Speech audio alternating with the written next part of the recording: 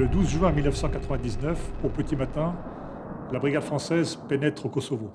5 jours plus tard, le 17 juin, elle investit Mitrovica, dans un climat de liesse populaire. Et puis brusquement, la situation se détériore, elle se dégrade. Et c'est dans ce contexte de tension extrême que se déploie à Mitrovica un contingent de 120 gendarmes. Rapidement, leur sont confiées des missions de police judiciaire, de maintien de l'ordre public, de soutien au tribunal pénal international, de contrôle des foules. Bref, s'instaure progressivement et instinctivement une coopération étroite entre cette force de gendarmerie et la brigade multinationale à laquelle elle appartient. Il s'agit en fait ni plus ni moins que de concevoir et de bâtir en marchant un concept d'opération. Ce concept continue d'évoluer aujourd'hui, au gré des événements. Et il est concrétisé plus particulièrement par un système de formation réciproque et mutuelle entre la gendarmerie et l'armée de terre. Des unités de l'armée de terre sont formées dans des centres spécialisés de la gendarmerie nationale. Des cadres de la gendarmerie viennent s'instruire aux écoles de Couët-Quidan. Je voudrais rendre un hommage très fervent à tous ces gendarmes qui ont servi sous mes ordres pour leur capacité remarquable d'adaptation, pour leur engagement permanent et pour leur courage physique. Souvenez-vous, il y a 2 ans, les gendarmes au Kosovo.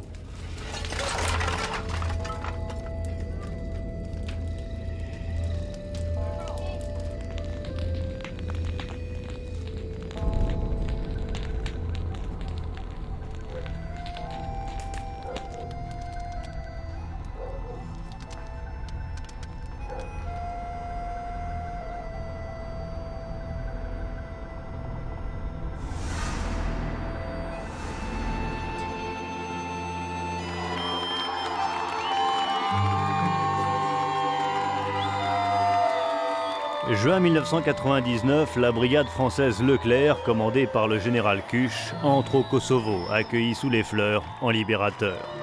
Quelques jours plus tard, les gendarmes français, aux côtés de leurs camarades des autres armées, font leur entrée à Mitrovica. Ils sont venus pour reconstruire la paix dans cette province où tout n'est plus que ruine. Des gendarmes ici à pied d'œuvre sur ce qui deviendra un symbole pour tous les acteurs de cette sortie de crise, le pont principal de Mitrovica. Ce pont, qui sépare les quartiers nord et sud, les Serbes des Albanais, est le lieu de toutes les tensions. Des gendarmes engagés au sein de la KFOR pour combler le vide sécuritaire créé par le départ des forces yougoslaves. Opérations de sécurisation, de relogement de la population, surveillance générale, police judiciaire, travail d'enquête et maintien de l'ordre. On les appelle les hommes en bleu. Leur mission, aux côtés des soldats de l'armée de terre, rétablir l'ordre et la loi dans la zone nord du Kosovo. Nous les avons suivis dans leur difficile mission. Ils témoignent de ce qu'ils sont venus faire dans cette région martyrisée, prisonnière de la haine et du désespoir, où rétablir la paix entre les communautés est devenu un pari presque impossible.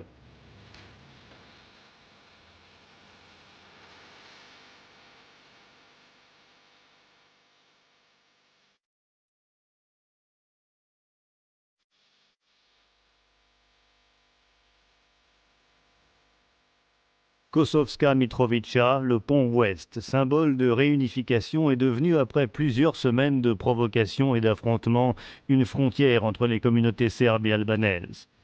Pourtant, 2000 personnes le traversent chaque jour, essentiellement des femmes et des enfants, se pliant au contrôle des soldats de la KFOR.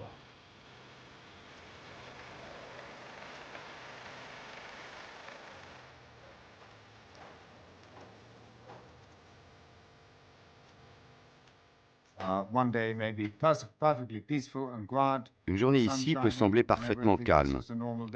Le soleil brille et tout le monde pense que c'est un jour comme les autres. Et puis, soudain, au moindre incident, une foule nombreuse se rassemble très rapidement. Et la situation dégénère en moins de 10 à 15 minutes.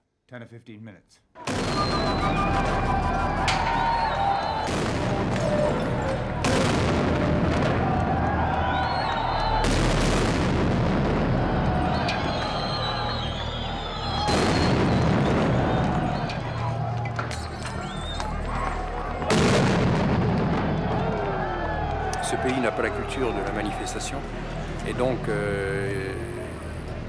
ils n'y sont pas particulièrement préparés et ils font des choses qui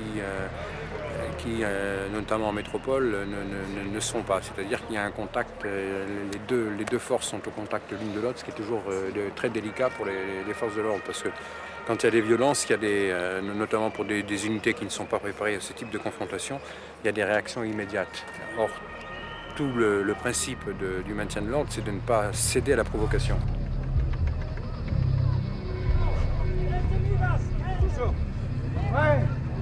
Reculez, laissez-nous travailler, point. Le colonel Vicaire entre le marteau et l'enclume. Avec ses 125 gendarmes, il a fait le pari insensé de ramener le calme, l'ordre et la loi à Mitrovica.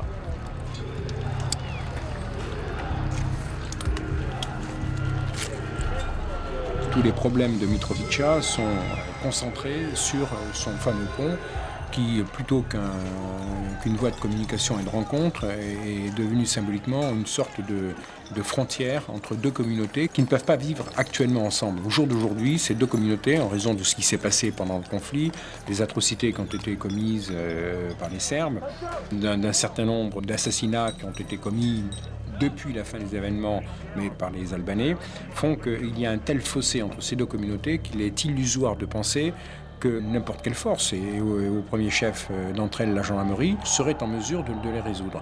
Et c'est de cette espérance que chacune des communautés nourrissait sur l'avenir qu'est née un peu une sorte de désagrément et vraisemblablement parfois de colère. Et comme toute colère, lorsqu'elle s'exprime, elle s'exprime à travers des gestes de violence, et nous avons été un peu les exutoires dans ce domaine-là.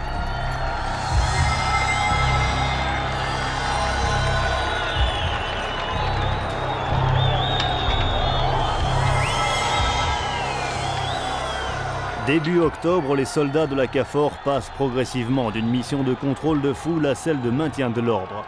Une nuance qui dévoile toute l'ambiguïté du problème.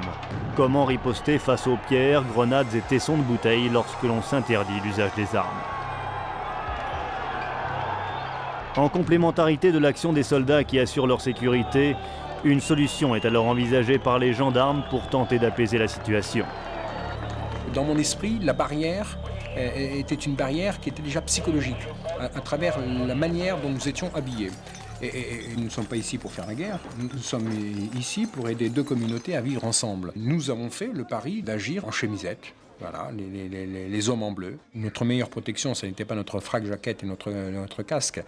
C'était notre capacité à aller au contact de la population, c'était notre capacité à sourire, c'était notre capacité à tendre la main, c'était notre capacité à dire bonjour aux gens et à montrer une image d'une force de police, la gendarmerie en l'occurrence, qui était sans milieu, qui était totalement différente de la police qu'ils avaient connue jusque-là.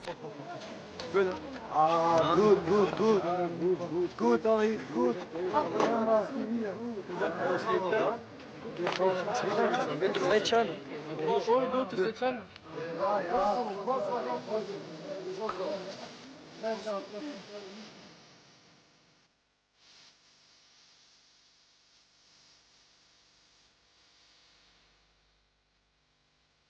Nous sommes à Subkovac, dans la périphérie de Mitrovica. Quelques jours plus tôt, les gendarmes français ont découvert et exhumé les corps de 22 Albanais exécutés par les paramilitaires serbes. Une foule immense est venue assister aux obsèques. Les cercueils sont transportés dans les véhicules de la brigade Leclerc. Les gendarmes assurent un cordon de sécurité.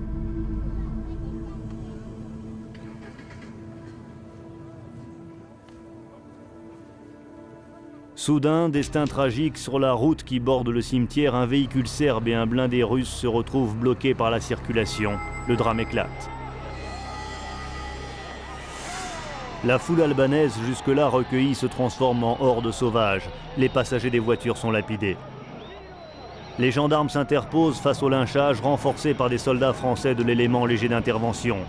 Ils tirent en l'air des coups de sommation et font reculer les agresseurs les plus virulents qui reviennent à l'assaut. La foule tente de brûler vifs les occupants des voitures, dont un couple de personnes âgées encore bloquées dans la Golfe Rouge.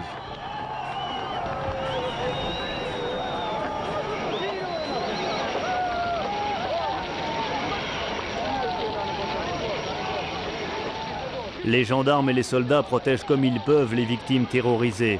Le blindé russe, un BRDM d'environ 10 tonnes, est retourné par la foule. Un Serbe est égorgé sous les yeux des gendarmes et des soldats qui malgré tout arrivent à arracher des carcasses les derniers occupants et à les évacuer en hélicoptère. Manœuvre d'extraction périlleuse au profit de l'équipage russe et des civils serbes.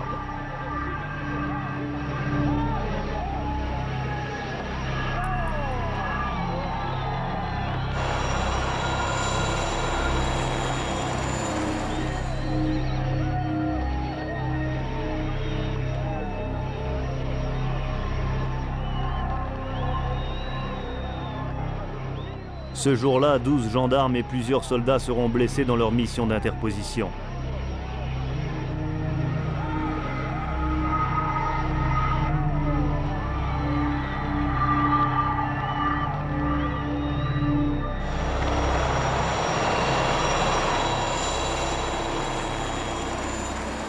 Après le retour au calme, c'est la consternation. Protection dérisoire, cette bassine utilisée par un Serbe.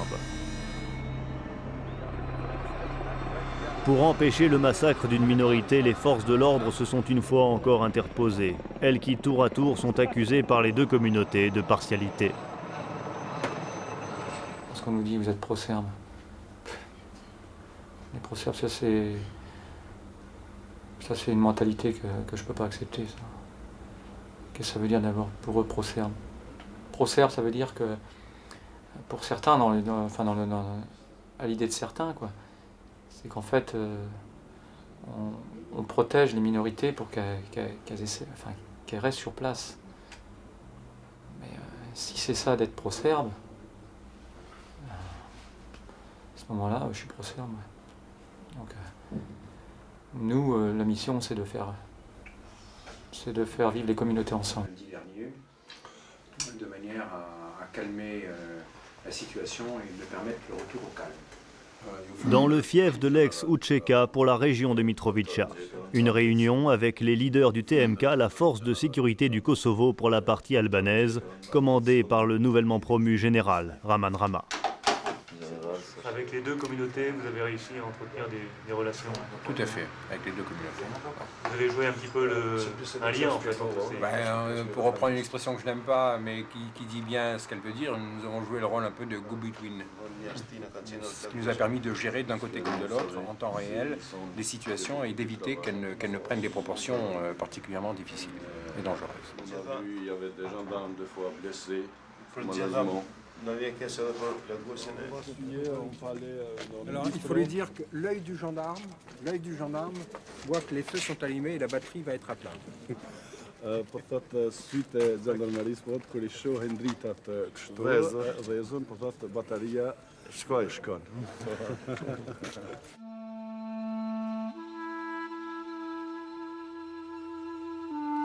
Lorsque nous sommes arrivés, nous sortions d'une situation de crise et nous allions vers une situation de normalisation.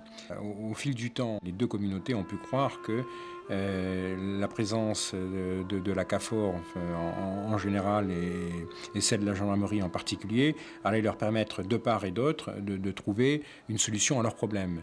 Or, ce problème est un problème de nature politique et nous ne sommes que des acteurs sur le terrain. Donc la solution, ce n'est pas nous qui la détenons. Nous ne sommes que des acteurs. Un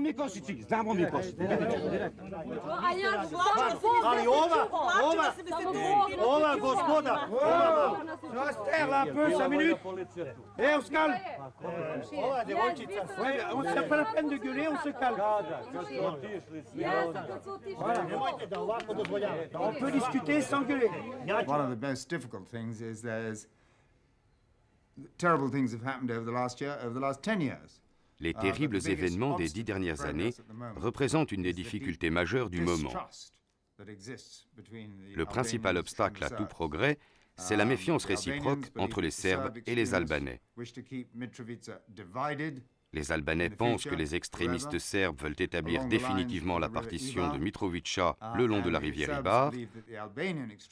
Les Serbes, quant à eux, pensent que les extrémistes albanais veulent passer au nord de l'Ibar pour s'emparer de Mitrovica, puis du reste du Kosovo.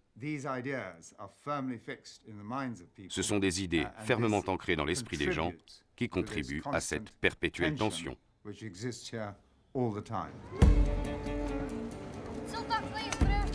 C'est en plein centre-ville, au cœur de la population, à quelques centaines de mètres du pont de Mitrovica, que les gendarmes ont élu domicile. Une gendarmerie de proximité, ainsi que l'a voulu le général Kuch, commandant la brigade Nord. Nous sommes dans l'ancienne succursale d'une banque yougoslave. Les gendarmes, dans l'intimité de leur chambrée, entre le reconditionnement des grenades et le repos, le strict minimum pour remplir la mission. Chacun s'est aménagé comme il a pu un petit coin pour se détendre. On est 7 dans une chambre qui fait quoi? Qui fait 45 mètres carrés, enfin qui fait même pas, qui fait 25 mètres carrés. Et au bout d'un moment, c'est vrai qu'on aurait peut-être besoin d'avoir un minimum d'intimité. Mais quand on est sur un théâtre d'opération extérieur, on a besoin de cette espèce de concours qui nous rappelle la maison et qui nous fait penser à autre chose.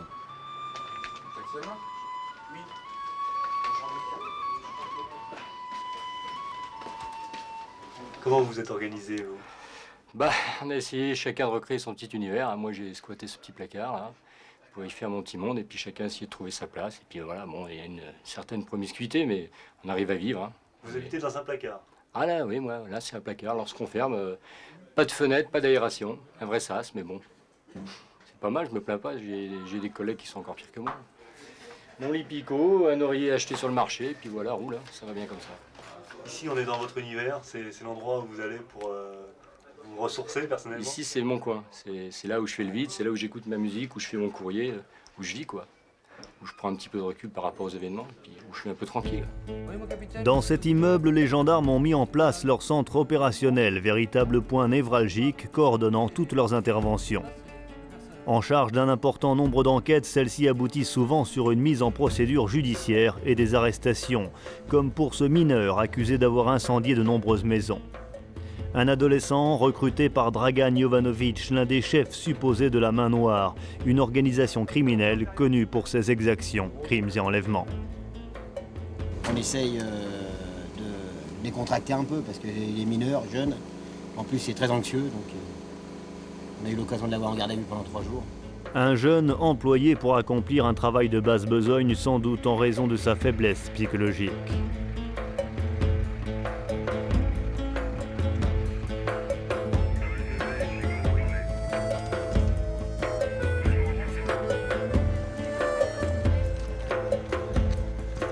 Tribunal de Mitrovica, des témoins viennent déposer une plainte, escortés par les forces de l'ordre.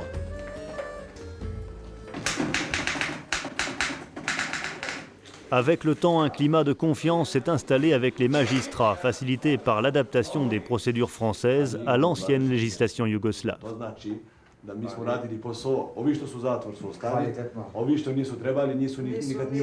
Demande-lui, est-ce que c'est par rapport au meurtre ou par rapport aux incendies?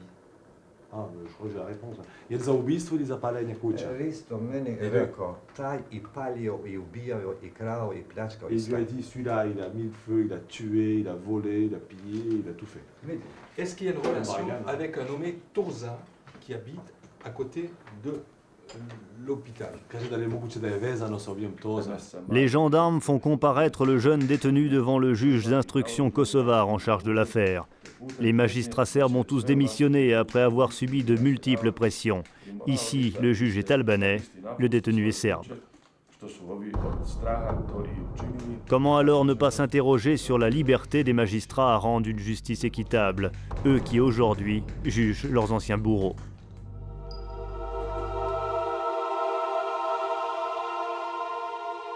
En 4 mois, le volume d'affaires judiciaires traitées par les gendarmes dépasse de 10 fois celui effectué en métropole.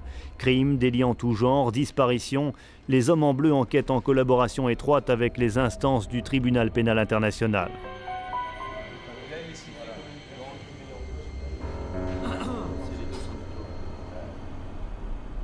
Région de Vuciterne, l'équipe du TPI survole l'un des 38 charniers sur lequel est intervenue la CAFOR.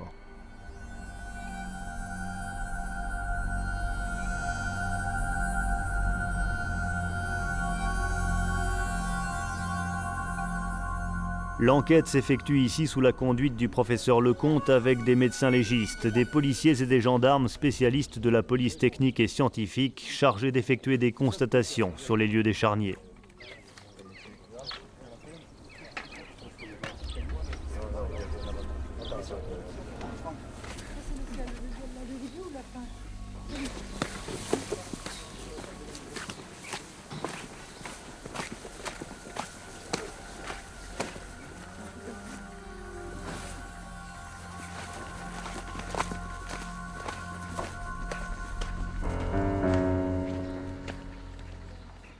Dans une maison adjacente, reconstitution d'une scène de crime. 11 corps viennent d'être retrouvés. Des femmes et des enfants y ont été exécutés alors qu'ils s'apprêtaient à partir en exode. Les valises étaient déjà prêtes.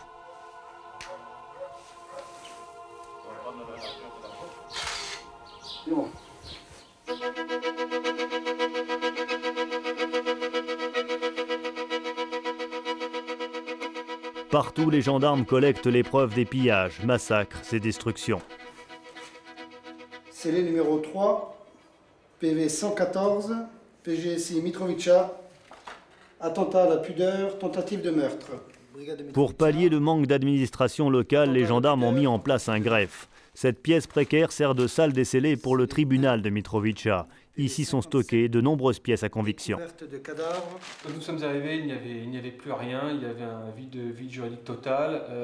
En même temps que d'arrêter et que d'assurer la police, nous avons dû créer de toutes pièces des organes de juridiction. Tribunal dans un premier temps, tribunal je dirais provisoire. Proxénétisme aggravé, séquestration de personnes, enlèvement. Dans les premiers temps, les factions ont été désarmées. Après perquisition et démantèlement des caches d'armes, près de 40 000 munitions diverses ont été détruites, de la cartouche de Kalachnikov aux roquettes et missiles anti-chars chinois, des obus de mortier aux mines antipersonnelles.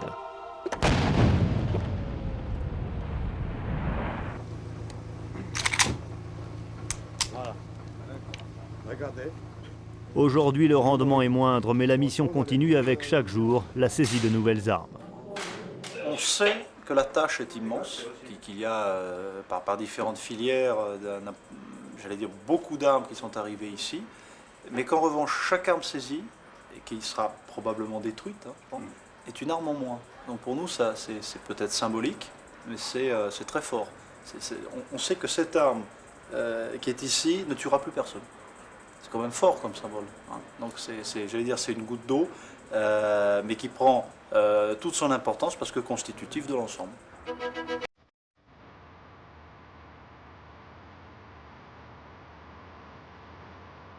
À l'actif des officiers de police judiciaire, l'investigation menée sur le massacre de la tristement célèbre rue Popovitch. Un directeur d'enquête scrupuleux qui, avec son équipe et l'aide des familles, a réussi à élucider les circonstances de la rafle et de l'exécution de 26 hommes d'origine albanaise par les paramilitaires serbes 6 mois plus tôt. 3 mois d'enquête ont abouti sur la base de dépositions de témoins, de garde à vue et d'études médico-légales à l'incarcération de 4 hommes inculpés de crimes de guerre. Vers midi, à peu près 200, ça c'est l'estimation que donnaient les familles, 200 paramilitaires sont arrivés, ont encerclé le quartier, ont bouclé le quartier, sont montés dans toutes les habitations, les immeubles. On dit aux gens, vous avez 5 minutes pour vous préparer, vous avez un contrôle d'identité en bas. Donc toutes les familles sont descendues. Arrivés en bas, ils ont fait un tri. Ils ont mis les femmes, les vieillards et les enfants à droite et les hommes à gauche. Et les familles, lorsqu'elles sont parties en exode à pied vers donc, le sud de Mitrovica, à peu près à 100 mètres de la rue, puisque la rue tourne, ont entendu des courtes rafales de Kalachnikov. Donc elles ont su, beaucoup savaient déjà qu'en fait, ils étaient morts. Quoi.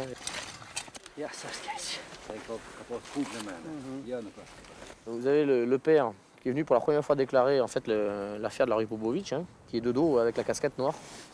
Et à côté, c'est ses 2 fils qui lui restent. Mais il a du mal à accepter la réalité. Quoi. Pour lui, ses fils ne sont pas là.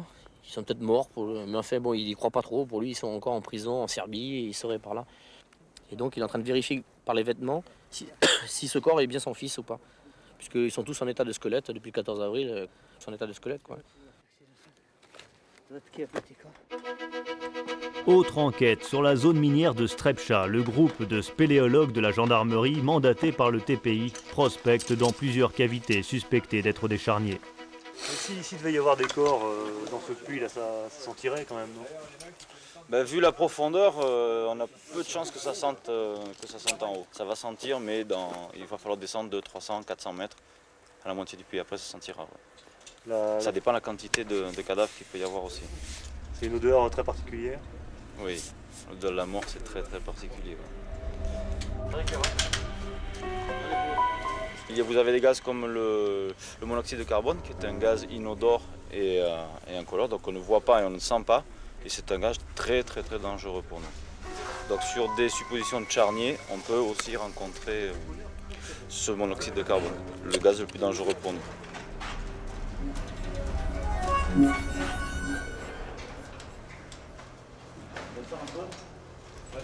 Tu comptes à peu près combien? Ouais, je vais compter, ouais. La finance. Allez, je le lance.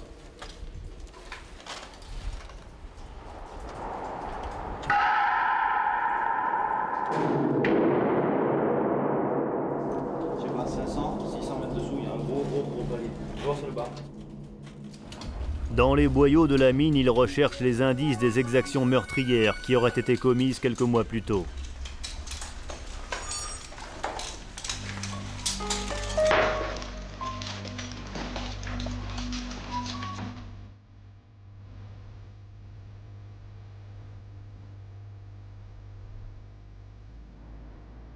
Il est pas là, là. Ah d'accord. Il est sur Mazic là-bas. D'accord. À gauche. Alors ici on se trouve sur le site de Mazic, répertorié par le TPI d'après son enquête comme contenant un charnier de 700 personnes. Donc il y a 2 jours on est descendu à l'intérieur. On a trouvé donc un bouchon de terre à 35 mètres, mais aucune trace de cadavre ni d'éléments qui puissent nous laisser supposer qu'il y a eu des cadavres. La seule chose qu'on a trouvée donc ce sont ces vêtements. Pas de traces de sang, pas de traces de balles. Rien du tout.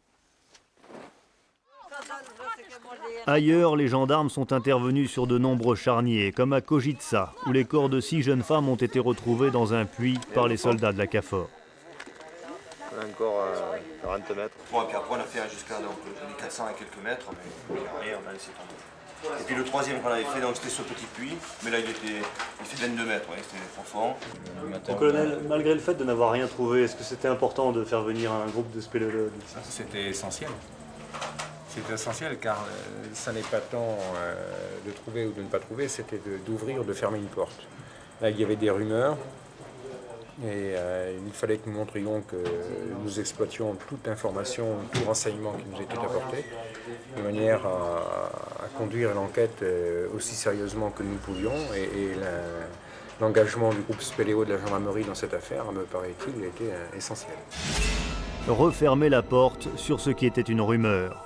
Dans le lot des nombreuses atrocités répertoriées, les gendarmes sont parfois confrontés aux faux témoignages, aux suspicions hasardeuses, aux montages pernicieux destinés à faire basculer une partie de l'opinion publique ou à manipuler les plus jeunes extrémistes dans un esprit de vengeance aveugle. La maison d'arrêt de Mitrovica, désertée pendant la guerre, réhabilitée par les soldats français. Ce sont 3 gendarmes qui ont tenu pour la circonstance le rôle de gardien de prison. Ici, c'est les cellules des détenus. Là, ils sont 3 par cellule. Vous étiez habitué à ce type de travail, là, de gardien de prison, auparavant? Non, non, pas du tout. Moi, je suis spécialiste transmission. Je suis responsable d'un atelier transmission et c'est la première fois que je fais ce métier de gardien de prison. Nous avons installé nous-mêmes tout ce qui est couverture, tout ce qui est lit, armoire, avec ce qu'on avait dans les cours. On a réussi à s'adapter parce qu'on est habitué à s'adapter partout. Parce qu'il y a toujours quelque chose de nouveau, toujours quelque chose... on est tout le temps occupé de 6h30 le matin jusqu'à 23h. Ça, no. OK. OK. Les journées ici, même les semaines, pour moi, ont passé très vite. OK. Au revoir. Nous, ça fait 3 mois qu'on tient la prison, 24 heures sur 24 à 6. Bon, ici, là, nous avons la cour réservée aux Albanais. Et ici, nous avons la cour réservée aux Serbes.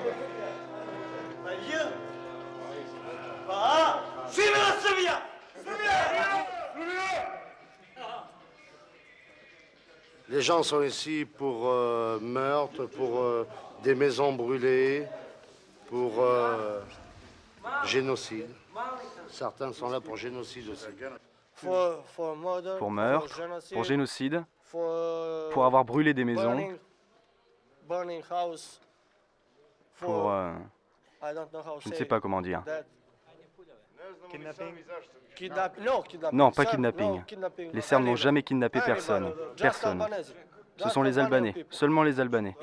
Ici, dans cette prison, 99% des gens sont innocents. Comment est-ce que vous les regardez, ces détenus? Quelle image vous avez d'eux?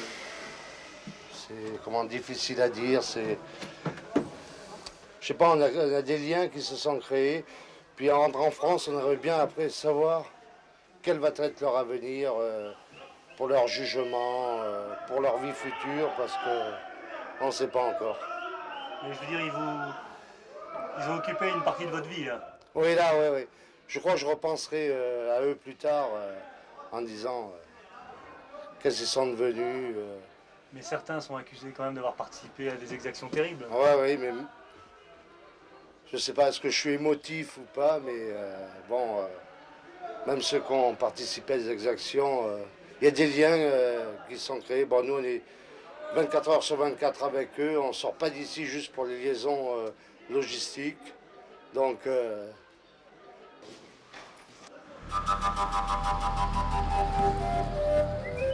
Gendarmes mobiles et gendarmes départementaux se répartissent les missions sur le terrain en jouant la carte de la polyvalence. Un jour sur une enquête, le lendemain sur une opération de maintien de l'ordre. Il a toujours été une mère pour moi. Alors mon colonel, qu'est-ce qui nous attend aujourd'hui? Il nous attend une manifestation sur le pont avec les deux communautés qui cherchent à se rencontrer. Ce 15 octobre doit avoir lieu une manifestation d'étudiants.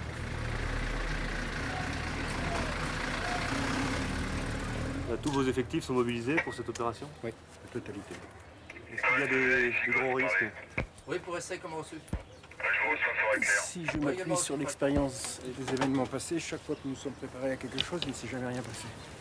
En revanche, chaque fois que nous pensions que ça allait se dérouler d'une manière tout à fait normale, ça a dégénéré. Un important dispositif a été mis en place pour éviter un quelconque affrontement entre les communautés. Aux côtés des Français, les carabiniers italiens et les Danois.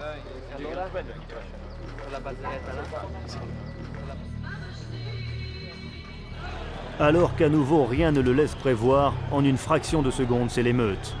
Les carabiniers ne peuvent contenir la foule devenue soudainement très hostile.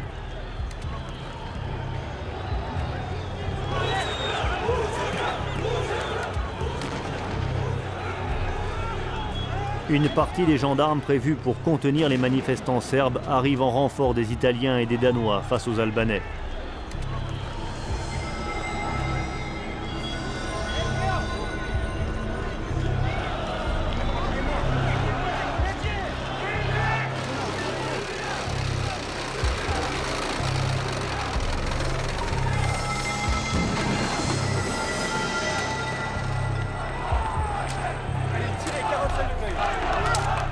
L'engagement des gendarmes et des soldats vise à empêcher à tout prix l'affrontement meurtrier entre les communautés, parmi lesquelles se trouvent de nombreux adolescents entraînés par des extrémistes.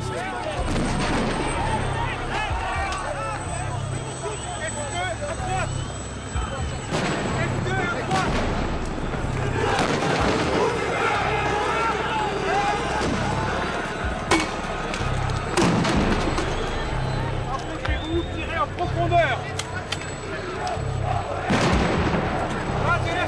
F2. À droite.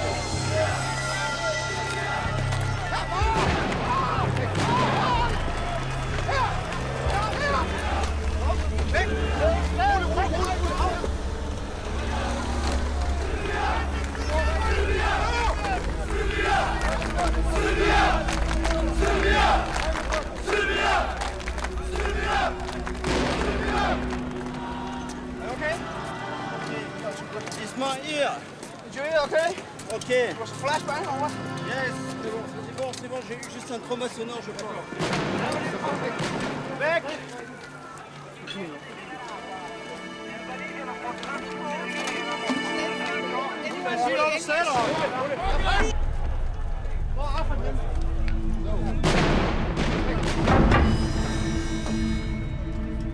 Blessures par éclat et traumatisme sonore, lourd tribut. Sur 125 gendarmes, 42 d'entre eux seront tombés blessés sous les coups durant leur mandat. Depuis qu'on est là, on a eu quand même quelques blessés. Hein. Et puis, bon, apparemment, on s'en tire bien à chaque fois, quoi.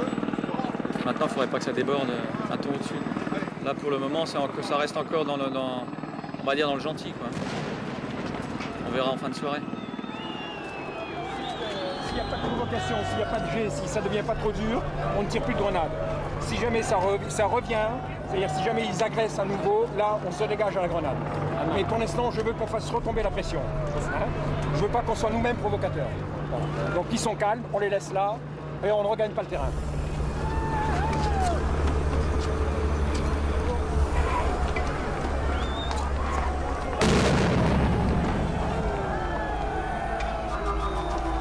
Là, s'ils passent, je pense qu'on va être quand même assez mal parce que nous, on est organisés de notre côté, mais eux, ils le sont aussi, quoi. Et on va voir ce que ça va donner. Parce que là, pour le moment, ils sont quelques-uns à ouvrir. Mais s'ils arrivent à ouvrir, ça va être la meute qui va arriver derrière, quoi. Avec 3000 enragés d'un côté et puis au moins autant de l'autre côté.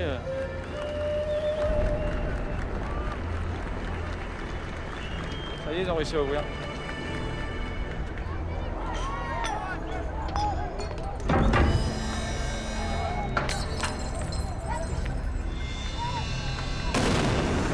Au niveau munitions, actuellement il nous reste 200 F4, 400 Lacry. Il nous en reste 1500 chez nous. J'ai demandé un recomplètement complet F4, F2, OF. Dès que c'est prêt, on est en mesure d'aller faire transporter sur zone. D'accord. Par élément certainement blindé, armé de terre.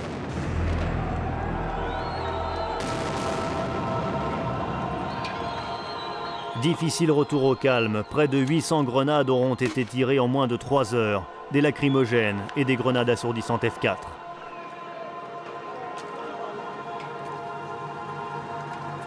Après le temps de l'affrontement vient celui de l'apaisement. D'un côté comme de l'autre, le colonel français parlemente et négocie avec les responsables des deux camps. Alors, ça va.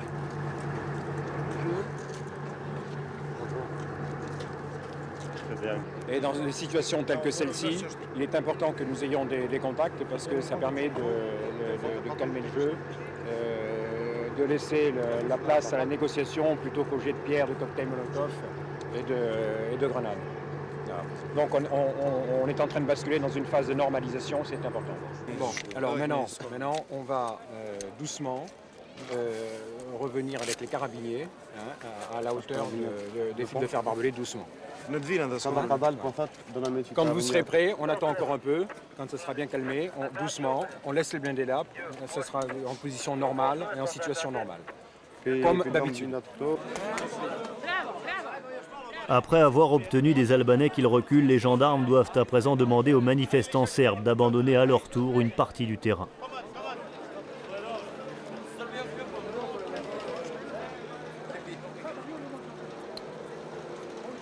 Repousser jusqu'aux escaliers. Escaliers, stairs. Hôpital militaire de la brigade multinationale Nord, quelques heures après la fin des affrontements. En fait, ça donne ça. Surtout mon bras, ça donne ça, quoi. Surtout toute la partie droite. La grenade a rebondi sur mon coude, elle a explosé immédiatement. C'était sur la rambarde côté ouest. Sur la rambarde à droite. Côté ouest, droite. Ouais. J'ai vu le nuage, moi j'ai entendu péter. Tout le bras est comme ça. C'est brûlé, on dirait que c'est brûlé. Ouais.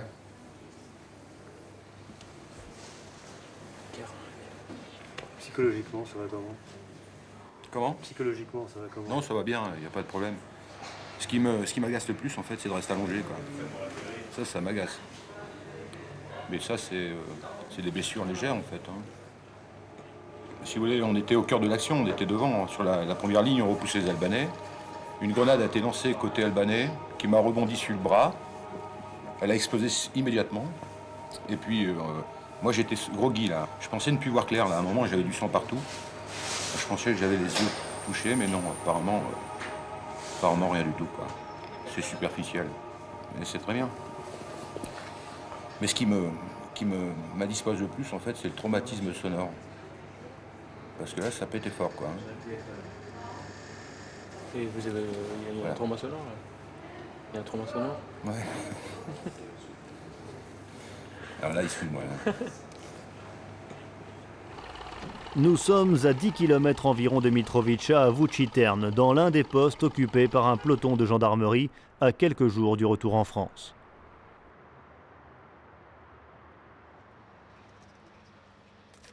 Allez, fais le beau. Voilà. Et bien dressé, hein. Ça, c'est votre mascotte? Eh oui. Mais il mange de tout. Des pétales de rose, le pain de guerre. Il mange. C'est un lapin qu'on a trouvé sur place et qu'on a un petit peu adopté, quoi, en fait. Leur lieu de vie est un ancien commissariat de la police serbe. Aujourd'hui, c'est la police de l'ONU pour le Kosovo, l'UNMIK police qui prend la relève. Partout ailleurs, les gendarmes transmettent les consignes à leurs successeurs. Ensuite, j'ai une violence avec arme, où là également, l'auteur a été incarcéré. Donc, il y a une quinzaine de jours, là, tu m'avais parlé d'une affaire là, concernant un magasin qui a été cassé. Alors, j'ai réussi à trouver donc, les 2 personnes qui seraient susceptibles d'être l'auteur du casse de ce magasin. Hein.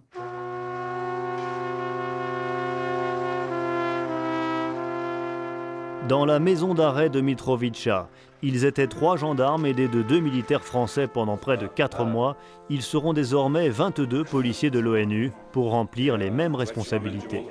Ah ouais, tu ramènes l'ancien. Voilà. C'est les vêtements propres des détenus, c'est les familles qui les amènent. Donc là, on procède à une fouille, on regarde qu'ils ne mettent pas de papier dedans, dans les chaussettes. Il y a des couteaux, des choses interdites, quoi, comme en France.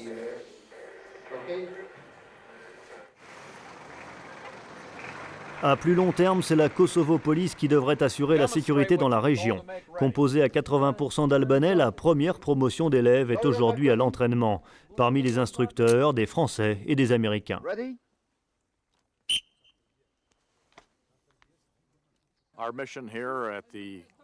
Notre mission ici à l'école de police du Kosovo est de former les futurs policiers kosovars. Par le passé, il y avait différentes forces ici. Désormais, après la guerre, les Kosovars eux-mêmes vont constituer leur propre gouvernement, incluant leur propre police. Notre mission est de former des gens aptes à faire respecter la loi au Kosovo et ramener l'ordre dans le pays.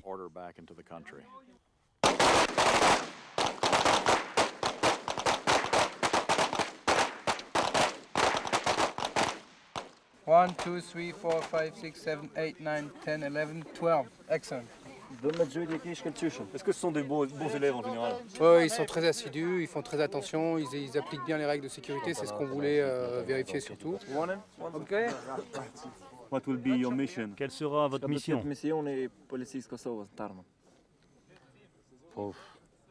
Misioni policijskog stalno do tjetë mbroj qytetar. Pour protéger les citoyens.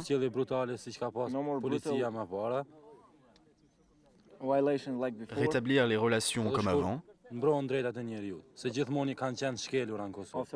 Faire appliquer la loi et les droits de l'homme qui ont toujours été bafoués. Tir, self-défense et maintien de l'ordre, 3000 policiers seront formés en 1 an.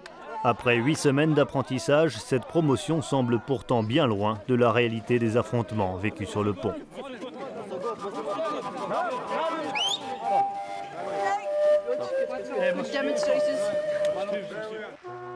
La rue Popović devrait bientôt changer de nom pour prendre celui du gendarme David, l'homme qui a mené l'enquête sur les disparitions. Elles ont perdu un mari, un fiancé et un père. Elles témoignent de leur affection pour cet homme qui a su répondre à leur attente. Les remerciements, ça fait toujours quelque chose, surtout lorsqu'on part. On a un peu vécu, à travers leurs témoignages, un peu vécu ce qu'ils ont vécu aussi. Et c'est vrai que bon, c'est assez dur aussi pour moi, je le reconnais, surtout aujourd'hui, quoi. Nous avons fait une demande pour que le gendarme David reste ici pour continuer l'enquête. Pour nous, on a ce sentiment que le travail n'est pas fini, en fait. Parce qu'en 4 mois, c'est trop court, puisqu'il nous a fallu 1 mois et demi, 2 mois pour comprendre la situation ici, pour comprendre les coutumes. Et c'est vrai que maintenant que l'on part, on connaît beaucoup mieux les gens, donc on va beaucoup plus vite dans les enquêtes, quelque part. Est-ce que ça veut dire qu'il faudrait que vous restiez plus longtemps? Ça, c'est pas à moi à décider s'il faut que je reste. Moi, je suis militaire, hein, donc j'exécute un ordre, on me donne l'ordre de rentrer, je rentre. 37-71.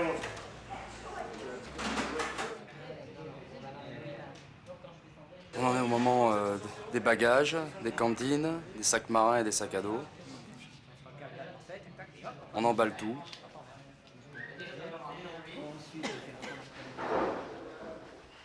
Alors vous êtes à l'heure des valises, hein? Là, ça sonne. C'est l'heure du départ, quoi. Après 4 mois d'opération ici, on a enfin la date du retour et puis bon, on s'apprête à tout plier bagages et normalement on part dans quelques jours, quoi. Si tout va bien, on croise les doigts parce que là on a notre dose, quoi. Donc là, on finit. Des fois on est tout le monde alerte pour le maintien de l'ordre.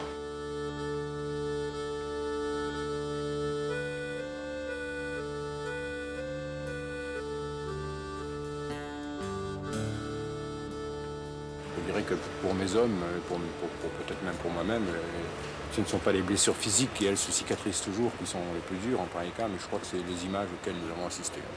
Je crois que ça laissera des traces, vraisemblablement.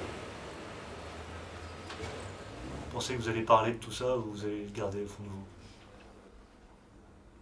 On peut pas faire autrement. On va être obligé d'en parler de toute façon. Hein.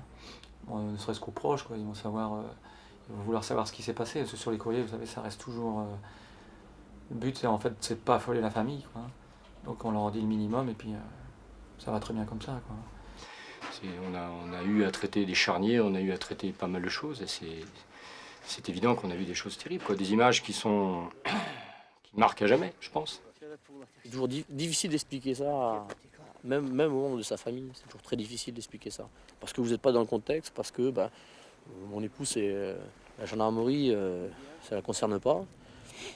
C'est mon travail et bon, il faut faire abstraction de ce qu'on fait. Il faut aussi se garder une vie privée. Le mot disponibilité, des fois lourd à porter pour les familles. Donc bon, mon épouse est partie du principe que ce que je faisais au travail, c'était au travail. Lorsque j'entrais chez moi, c'était à la maison. Vous êtes soulagé de retourner en France? Ouais, ça va faire du bien de revoir la famille, ouais. Je suis marié, j'ai 2 enfants. Je pense qu'ils me manquent et je leur manque quelque part. C'était difficile de vivre sans eux pendant ces 4 mois? Ça fait partie du métier, quoi, mais quelque part. Qu'est-ce qui vous attend là maintenant? Je crois que maintenant il m'attend plus rien là, parce qu'on a fini. Je crois que ce qui m'attend c'est le retour en France, quoi, hein. Mais je vais essayer de rester jusqu'à la fin quand même. N'est-ce pas, docteur? Parce que je pense que demain avec le traitement ça devrait mieux se passer, quoi. Pourquoi vous voulez rester absolument? Pour repartir avec tout le monde. Puis je préfère rentrer chez moi, si vous voulez, avec un look plus correct, quoi. Là, dans 4-5 jours, tout ça, ça va partir. Ils ont vécu ici quelque chose de très intense pendant 4 mois, je dirais quasiment en permanence, et que le retour à la vie normale risque d'être un petit peu dur au départ. Parce que l'événement, la gestion de l'événement en permanence, l'événement que vous ne maîtrisez pas, c'est une drogue. Vous en avez besoin parce qu'il y a une sorte d'exaltation. Et que ce retour à la vie normale, sans ce puissant ressort qu'est la gestion de l'événement, risque d'être déstabilisant pour certains. En tout cas pour moi, ça c'est certain.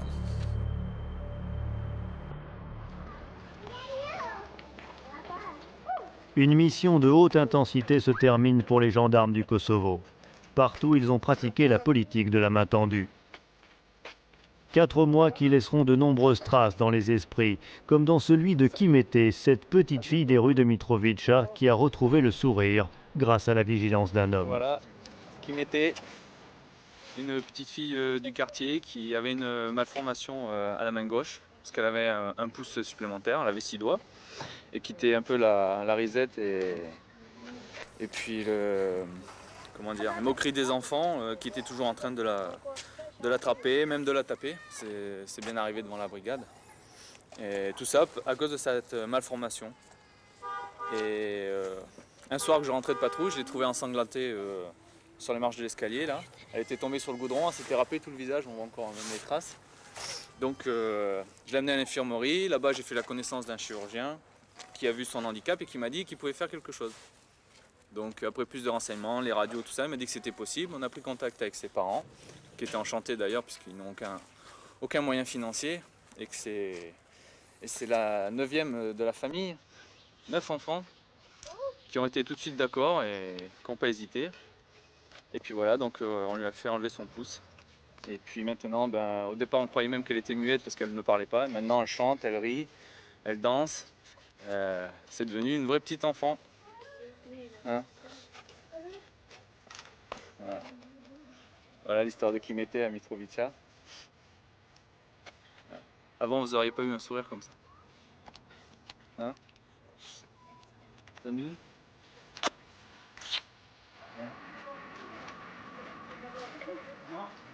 Si je n'attendais un seul témoignage, une seule reconnaissance de notre passage ici, ce serait celui-ci.